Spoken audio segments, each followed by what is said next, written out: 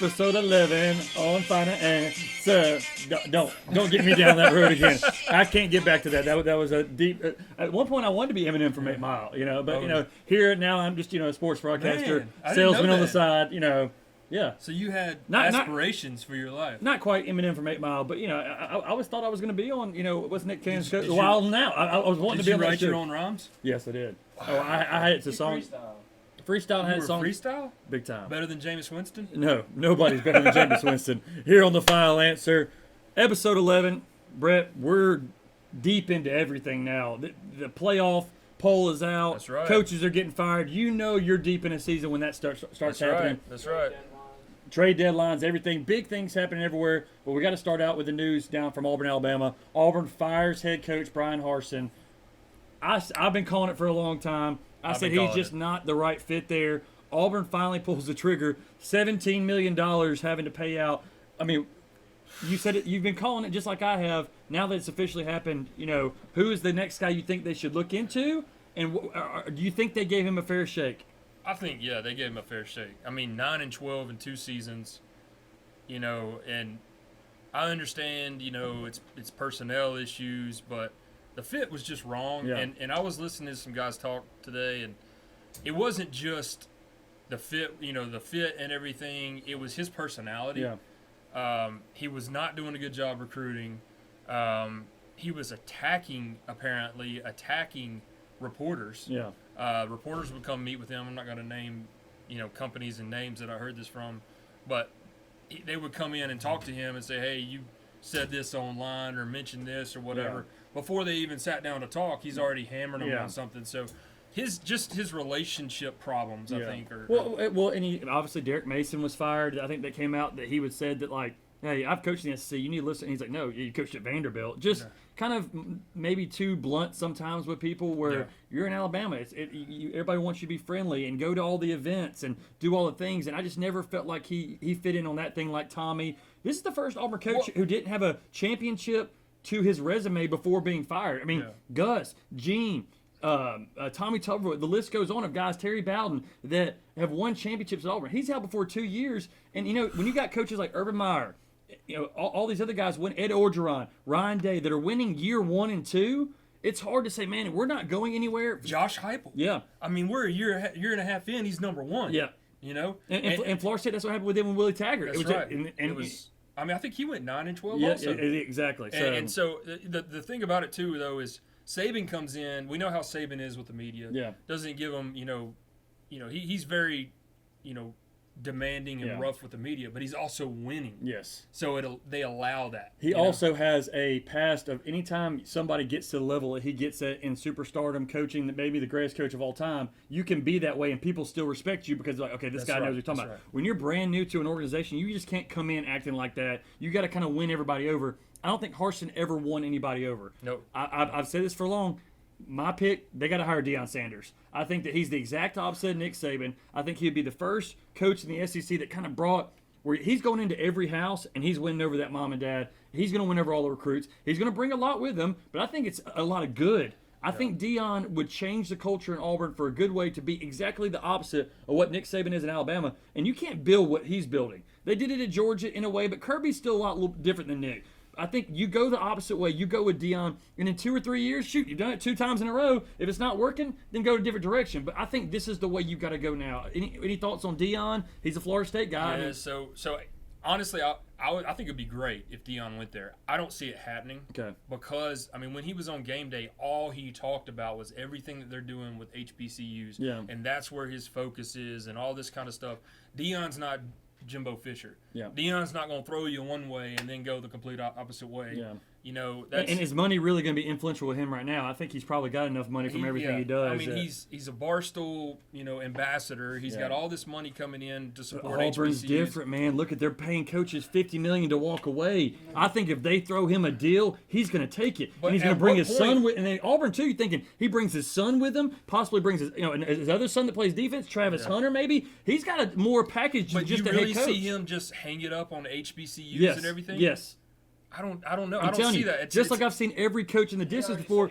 He's considering Yeah, but every person when it comes to getting and going up in your profession, even Nick Saban had it all at LSU, but it wasn't the NFL, so he went and gave it a shot. I think everybody's got a price, and everybody's got a position where it's like, hey, Jackson State's big. How big could I make this at an SEC school? Yeah. And that's what I think is enticing to Deion. And that's great. I mean, if it ends up happening, that's great. Yeah. I mean, I'm thinking more along the lines of Auburn's paid out $50 million in buyouts.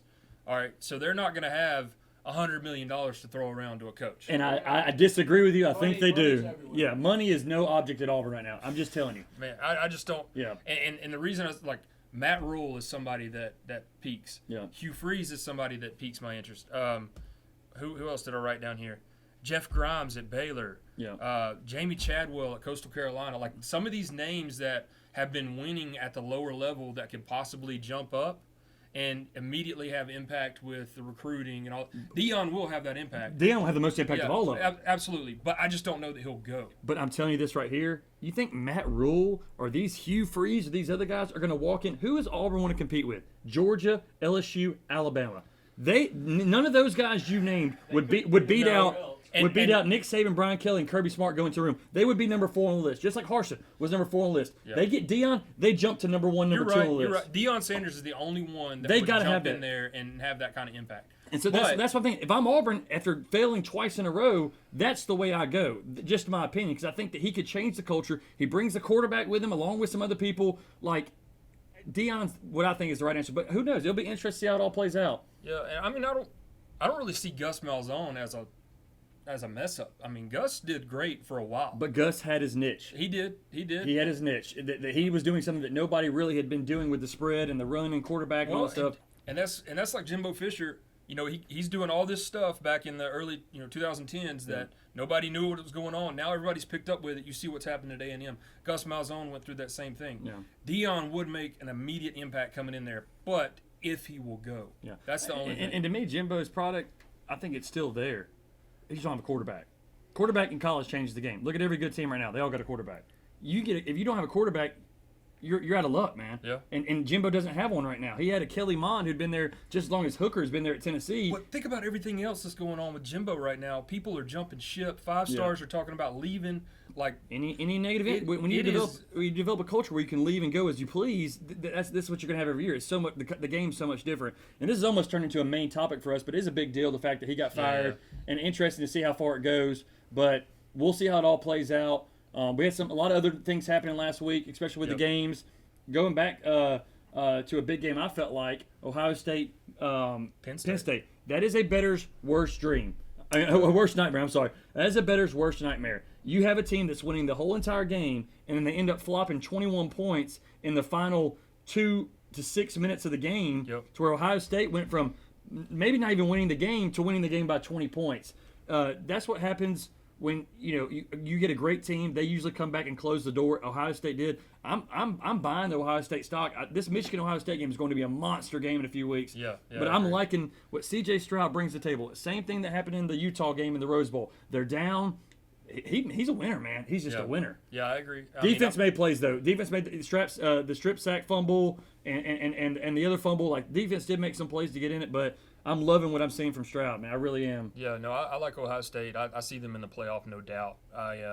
Even if whatever happens with Ohio State, Michigan, I still think. So, and here's the struggle with the playoff now is you got Tennessee, Georgia, Alabama, and then you got Ohio State, Michigan. So how's all that going to play out? So it'll be interesting to see what happens. And they came out with the rankings that week. They kind of told you what they felt like everything was coming by so far. But James Franklin, here we go again. On the outside looking into that Ohio State-Michigan game, it's like, when is he going to get over the hump and go play for a Final Four? When is he going to – and it just seems like every year. This year they got Clifford, a 7th-year quarterback, and they still don't get it done. Well, and so he's making $10 million a year right now at Penn State, and he's bumping into these same issues. Does he try and come to Auburn? Does he make a phone call and say, hey, I want to come back to the SEC? And had success at Vanderbilt when he was there. And if he could have success there, Franklin's another good name. I like that, Brett. But anyway, so, man, outside of Ohio State, Penn State, what did I say? Pinson. Sorry. Pinson. Ohio State's playing Pinson? I think they're playing. So, I mean, you really quickly run down the list. TCU, Georgia, Tennessee, Michigan, USC, UCLA, and Oregon all took care of business. Yeah. I mean, There was kind of some sway here and there, but every single one of them took care of business. But the Pac-12 schools, Oregon and UCLA, they have lost a game. That's almost all you get in the Pac-12. You got to be an undefeated team. TCU can run the table, probably still make it. Alabama plays Georgia, plays Tennessee, possibly in the SEC championship. One of those two. Georgia's going to play Tennessee. Ohio State's going to play Michigan. All that's going to play out. But I feel like if you're going to be a Power 5 school in the Big 12 or Pac-12, to compete against a one-loss SEC team, you got to go undefeated. Yeah. So I don't see anybody from the Pac-12 making it. So they took care of business, but it's almost a little bit too late. Yeah, absolutely. But other besides that, so I got my what the heck happened. Okay. Syracuse, Oklahoma State, Wake Forest, and it's not up there, but I'm going to say South Carolina too. Well, I didn't really pay much to South Carolina game. Syracuse, I cannot believe they lost at home like that. Cannot Two believe in a row now. 2 in a row after being undefeated. Really. Not really even in the game for the most part. They couldn't stop Notre Dame. Could not. In Notre Dame, it's like they got a big game coming up this week. But are they finally buying into him? You know, I feel like he was a great hire for them. But it was going to take him time. I think they're starting to. His process is starting to take over. But they got a big one against, I believe, it's Clemson this week. At home too. At home too. Yeah, exactly. But they're like a LSU. They're kind of coming along a little bit later and with a new coach. But Oklahoma State, that's no excuse. They've been playing great ball all year, and for them to just get railed. 48-0.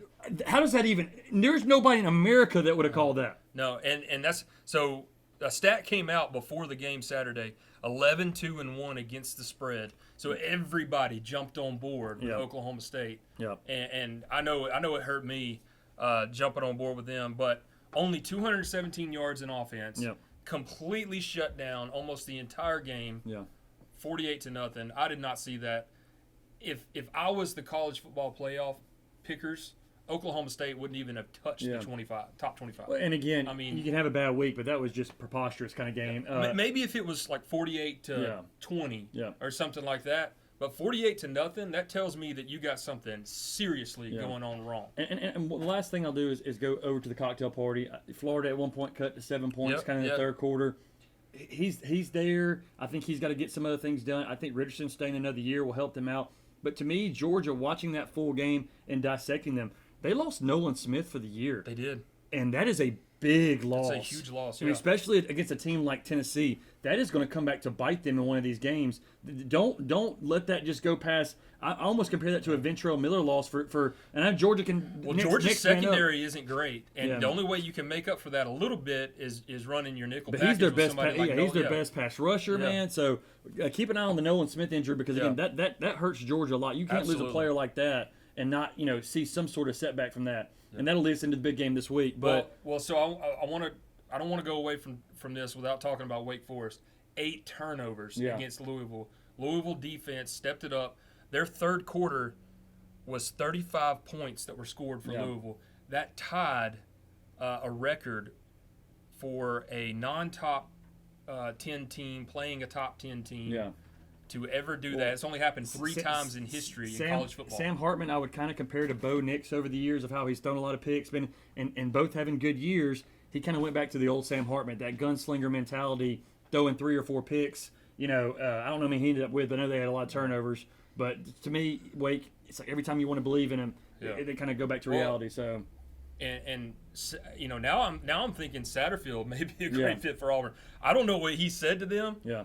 It's 3 picks. So, 3 picks, but there were 8 total turnovers. And I don't know what happened in the locker room at halftime for Louisville, but 35-0 in the third quarter. Holy cow! Somebody needs to film that speech or get access to that speech or what he said because they went 35-0 in the third quarter. That's right. Third quarter was unbelievable. Yeah. So again, to me, another team you want to start believing in: UCLA, Oklahoma State, Wake Forest.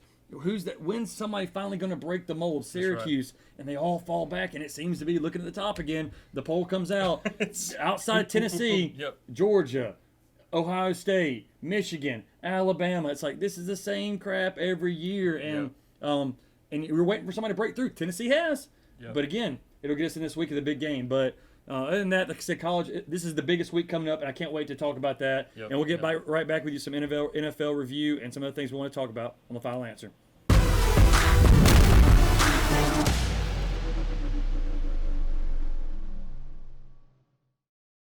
All right, NFL. Here we go. Big week. you got a lot of answers on a lot of good teams. Who's for real? Who's not for real? Yeah. Who are you buying? A lot of new quarterbacks coming in. Tennessee Titans starting Malik Willis Little first week. red sirens going off. Yeah. I mean, Bucks, Packers. At this point, it's like, Yes. what is going on? Falling off the rails is the only way to describe Yeah. it. But again, is it Father Time finally catching up to Brady and Rodgers? I look back at a lot of these games, Brett, and they're throwing for 250 to 350, but it's just like there's nothing really to show for it. It's like, Yep. and a lot of it's, the team's getting down 14, 17 to nothing, and they're having to work their way back. But it's not like they're playing bad. They're not being careless with the football. It's just Yep. their team's not good enough. They can't move the chains consistently. I watch a Packers game. They cannot move the chains, man. Yeah. Well, they didn't get a receiver either. Exactly. That's They didn't right. even pick one up in the trade deadline. Yeah. Well, supposedly Green Bay was going after Claypool really hard. Yeah. And I don't know what happened there, but he just went No. nope. But let's touch base on the big game I thought of the week. Game of the week, 49ers Rams. McCaffrey throws a touchdown, runs for a touchdown, First player. catches a touchdown. First player since LaDainian Tomlinson Yep. in like 2005 or 6 to do that. Yep.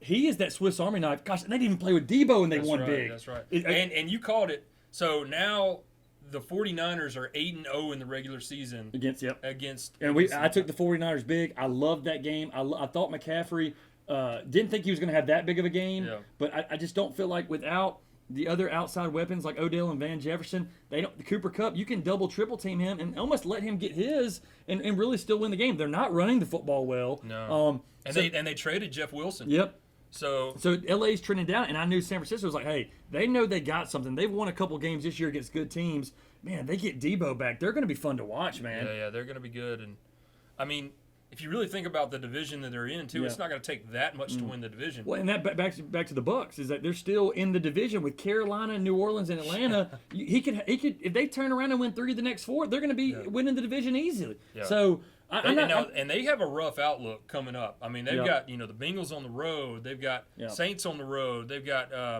they got some big games coming up that they're going to end up having some trouble with. So that's kind of the red siren going off here with Brady is they're not winning the easy games. So when it gets hard, what's going to happen? But what are these things in common? He loses Valdez Scantling and Adams as Rodgers. Who does Brady lose? Antonio Brown and Rob Gronkowski. Yeah. Don't take the Gronk factor into. I watched many games last year, 3rd and 4s, 3rd and 6. He was getting those plays and moving the chains. And that's what the NFL. It's about moving the chains, putting yourself in scoring position. Gosh, 4 or 5 drives I watched, they got to the 50 or 40 and had a couple first downs, but that was it. It's like you're not going to win games like that. And you said it last week. They are literally a Gronkowski signing away from Super Bowl. Yeah, I mean, if they went to him and say, "Hey, look, we'll pay you $10 million to come," yeah, that's still a no excuse by getting shut out by Carolina No, 2 no, weeks no, ago. Like they're not all right, and I don't think they are either. We know Russell Wilson did his high knees on the plane, finally got him a win. I'm not buying that, even though it was a good win over Chance's Chance's Jaguars over there. A couple other things before we get to it. The Bengals fall to the Browns on Monday Night Football. That was to tough. me. You have not stopped talking about that game.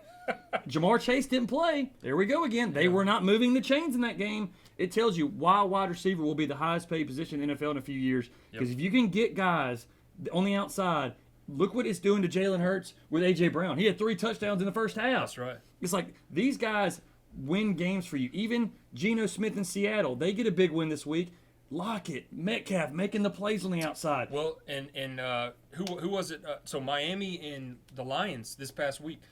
If Josh Reynolds would have caught 2 passes, he dropped 2 passes.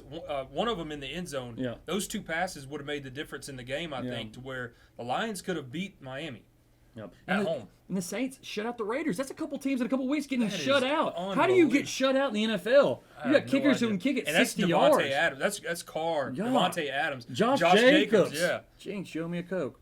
Not Coke Zero, though. But anyways, it was like I said, it was a eventful, but, there wasn't really many big games this week that I felt like, there was must-watch games. Yeah. But Buffalo, Yeah. they're for real. They're for real. Yeah. I'm telling you this right now. They stomped. And again, don't take much of Green Bay. They kind of got back in the game late with a big touchdown. That game was over from the start. Yeah, there was So no way. Buffalo and Philly kind of are trending to that game that I think that everybody's looking at right now. But a lot can change. It's still early on. So let's talk about the trade deadline before Okay. Chance rings the buzzer on us. Okay. So trade deadline, golly, Robbie Anderson, Christian McCaffrey, James Robinson, Robert Quinn, Kadarius Toney, Roquan Smith, T.J. Hawkinson, Chase Claypool, Bradley Chubb, Calvin Ridley, and Naheem Hines. Christian McCaffrey to me is the only one that Calvin Ridley came and played this year, and no really other move that I felt like. And Chance, I don't know if you agree or Roquan dis. Smith is a great middle linebacker. But again, he had been struggling lately. Watch even He's on the team that's struggling. I know, but I watched that film last week. That big touchdown they broke. He missed a wide open tackle. And it was like, there's a reason why they're letting one of their best, players slash, draft picks go. Well, you say that, but then a team like the Panthers, their best player goes. So I think McCaffrey is huge, but the other two that really stick out to me, Bradley Chubb to the Dolphins. That is massive. That's still part of that original trade. It is, and that is going to be a massive pickup for them. What they ended up getting for Lamar Tunsil in the very end? Oh my gosh, Hill, Waddle, and Chubb. Wow. Hines to the Bills is going to be huge because you got Singletary up there and you got James Cook up there. Now you're going to have Hines rolling out for Allen to be thrown to. I mean, pretty sure Josh Allen runs the football pretty good too. Last time I checked, I'm just saying, Hines is a great, They're adding more weapons, just like the Chiefs are adding Kadarius Toney. They're trying to get them as many weapons as possible in case of injuries and all the things that go down. And again, I think there's some other players like a Gronk or an Odell Beckham we've said that may come back towards the end of the year and help a team out, and that'll be interesting to see. But this is a big week coming up in the NFL, big week in college football. I can't wait to get to your picks and what you think about these games, and we'll take it right back on the final answer.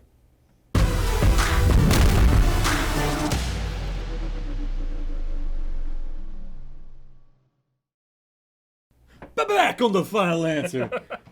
We got our picks. Our picks this week, Brett. Yeah, I got to do better. I think all y'all have to do better. And again, if you want to ride the wave that I'm on right now, I've even tried betting what you bet, and somehow I still whoa, you did win. Eagles, Cowboys, and Bills. Yeah, I won that one. Just stick with me, and I promise you, we'll sail along the way to paradise. I need you to tell me, because you tell me when the game starts. I have a family that I have to be with that I can't sit there and give you all my picks every week. Yeah. All right, we'll start with the big one. I don't even want to waste any time. Let's get to it. Number 1 versus number 2, Tennessee, Georgia, game of the year. God, this is the Alabama-LSU weekend. It's always Alabama-LSU. That's the main story. Yeah. It's Georgia-Tennessee. Who do you like? Why do you like them? So you said number 1, number 2.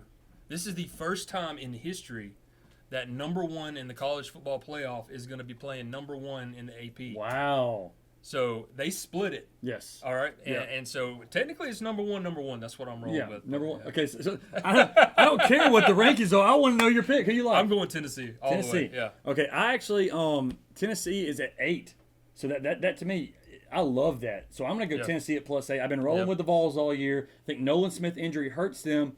Georgia could still win this game, but it's going to be less than a touchdown if they win. But I almost like Tennessee straight up to win this game. I love the Vols. I love the momentum they had. Last week could have been a sleeper week, and they stomped Kentucky. They stomped them. And so, love the Vols. Oklahoma State at Kansas. Oklahoma State, the big fallout. Usually when teams have a big fallout, I never like them the week after that, so I don't like them this week. They've let me down. I was riding on them saying this was their year. I'm taking Kansas. I'm taking Kansas at home at +2. Yeah. Kansas State got them last week. Kansas is going to get them I this know, week. right? Two weeks ago, Kansas was still undefeated, right? So I'm going with Kansas all the way. Okay. I mean, Oklahoma State, 2 back-to-back in Kansas. Yeah.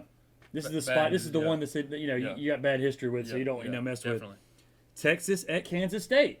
Here we go again. Kansas State coming off a big win. They're at home again. Texas rolls in. A lot of momentum. They're favored by 2.5. I think there's a lot of talent on that Texas side, but man, it's hard to go against what Kansas State did last week. Yeah. So I think lightning strikes twice. I'm going Kansas State at +2.5. I'm going to go with you on that too, because I don't know. I don't know what's going on in Kansas State, but there's a lot of energy there. So we're 3 for 3 so far. You're taking my picks. I like that. Yeah. And you picked before me though, so I haven't known that. Clemson at Notre Dame. Notre Dame coming off a big win. Clemson has shown their muscle all year. I think Clemson shows their muscle again. I got them at the -3.5. I like them on the road at Notre Dame. I'm not sold on Notre Dame yet. I'm not sold on Notre Dame either, man. But the luck of the Irish is a real thing. Okay. I mean, and anybody that watches Notre Dame knows that the luck of the Irish is a real thing. All the calls go their way. All the fumbles bounce their way. So it's something there. I think Clemson will win this, and I do not like that line at -3.5. I mean, that's how close I think this thing will be. I would probably take money line on Yeah. Clemson. And it's hard to explain to our viewers the luck of the Irish because most of them may be Alabama fans. Oh, yeah. And there's been no luck of the Irish when That's they play right. Alabama. That's right. It's usually a pounding. So, That's right. but yeah, there are a lot of things that do go their way, especially when they're at home. Last game is Alabama at LSU. That's right. Bama's a 13.5-point favorite. LSU's coming in. They're getting some momentum going. Brian Kelly's got it rolling. Who do you teams coming off bye weeks? Do you like the LSU at plus 13.5? I mean, they just can't lose by more than 2 touchdowns. That's got to be intriguing. Man, you got Jaden Daniels back there. You got Will Anderson and the team coming at them. I still don't love Alabama's secondary, but at the same time, I don't know that Jaden Daniels is going to have it together to be able to get the ball out the way that he needs to. I say this every week. Daniels, get the ball out because Anderson's coming at you. I think I'm going to take Alabama. I honestly can't remember the last time that LSU beat them at home. Yeah. When was that? Shoot, it wasn't the last time they played. I know that was 2020 when Devontae Smith had about 6 touchdowns and won the Heisman. It would be in 2019. Was it 2019 when LSU won in Tuscaloosa? They won in Tuscaloosa, Yeah. right? So I can't remember the last time that LSU beat them at home. You know, I know they won in 2019 with Joe Burrow. That was in Yeah. Tuscaloosa. I'm gonna almost mark it back to maybe 2010. 2010, 2011. The years go back, but it's almost been 12. So that was Les Miles area for sure, right? Let's see if I can look it up real quick. Yeah, it's 2010. LSU won 24-21, and they end up going and winning in Tuscaloosa. And then Bama went on an almost 8-game win streak against them. So they hadn't won 2 years in a row, but 2010 is the last time they won. Yeah. But here, watch out! Upset alert of the year. I think LSU is going to cover the 13.5. I think they can win the game, Brett. I'm just telling you this right here. If Bama has one of those games where they don't play well, an Auburn last year or a Texas this year, LSU will beat them. They have the offensive talent to do it. So not only am I taking LSU at plus 13.5, and that's a huge line, I'm taking the possibility that LSU may beat Alabama at home. This may be one of those years that it's not just Alabama's year, because if anything happens to Bryce, if anything happens in a game where they don't play well like Texas, LSU has got a lot of momentum. This is a trap game for Alabama before the SEC championship game, because I think they'll beat Ole Miss, but this is the last true road game that I think that this is, Yeah. I'm not sold on Ole Miss. LSU, I am. Watch out, Alabama. That's all I'll say. Okay. I'm still going Alabama. I mean, even at the points. Wow. The minus 13.5. I'm still going back to what LSU looked like when they played Florida State. Yep. I know they've changed since then. I just don't think that they're and again, at the how many Alabama times level. can Jaden Daniels throw for 300-400 yards in a row? I mean, he didn't do it all to start the season. Now he's on fire. Yeah. But the receivers, they got the talent. They do. Boutte. Boudet? I don't know what I think his it's Boudet. All right, so on to the NFL picks. We got 4 or 5 games. NFL, your picks have still been kind of it's been kind of unpredictable. I mean, the only one I lost from last week was the Niners-Rams. Okay. So Niners-Rams, we know NFL's changed especially. We'll kick it to him for some of these bets. Dolphins at Bears. Dolphins are favored by 5. That's got trap game written all over it. It does. Here's one of those fishy hooks. You know, they're trying to hook you. They did us with Oklahoma State. They did us with Syracuse. And, of course, we called it, yet we went against it. I still like the Dolphins at minus 5. I like the Dolphins at minus 5 too. The Bears just traded away Roquan Smith, their best defensive player. Yeah. Traded him away. Claypool's coming in there. He's not going to know a thing that's going on with the Bears offense. Justin Fields and him haven't had time to develop a relationship.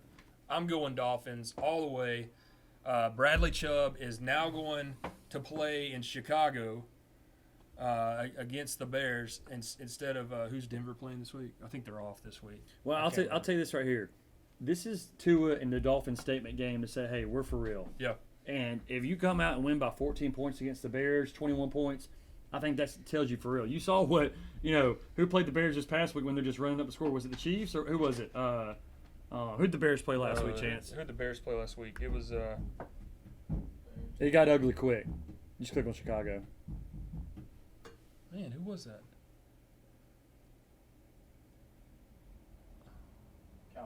Cowboys. Cowboys, yes. Yeah, Cowboys, yeah. 49-20. I mean, so they were scoring at will. Yeah. Tony Pollard had 3 touchdowns. 3 touchdowns, yep. And that was the Roquan Smith tackle I was telling you about. Right.